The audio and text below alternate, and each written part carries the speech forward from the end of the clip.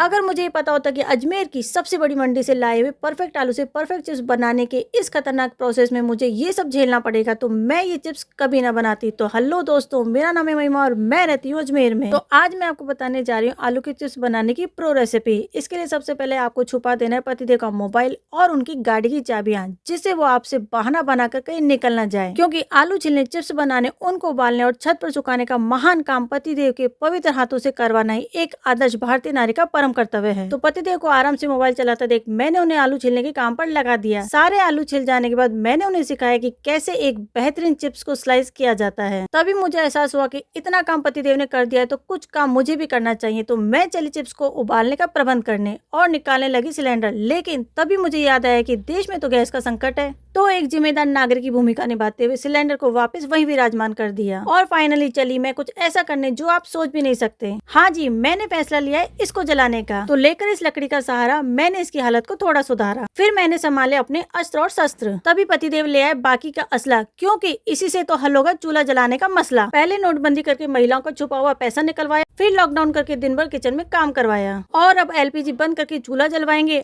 अब क्या मोदी जी पाषाण युग वापस लाएंगे? फिर मैंने शुरू किया अपनी लाइफ का वो काम जो आज से पहले मैंने सिर्फ देखा था, कभी किया नहीं था। पहले कागज लगाया, फिर लकड़ियां सेट की, अब डाला थोड़ा सा ऑयल और फिर मैं चली वो काम करने जो हर सीरियल में महिला विलेन नायक और नायिका की जिंदगी में करती है, यानी कि आग लगाने का। लेकिन अपना हाथ ही जला बैठी। काफी देर की कोशिश के बाद मुझे हासिल हुआ ढेर सारा धुआं, आंसू भरी आंखें और अनलिमिटेड खांसी। तो मुझ पर आ गया था भारी संकट। लेकिन तभी हुई मेरी सासू माँ प्रकट। उन्होंने कुछ ही सेकंडों में वो काम कर दिखाया जो मैं घंटों से नहीं कर पाई थी।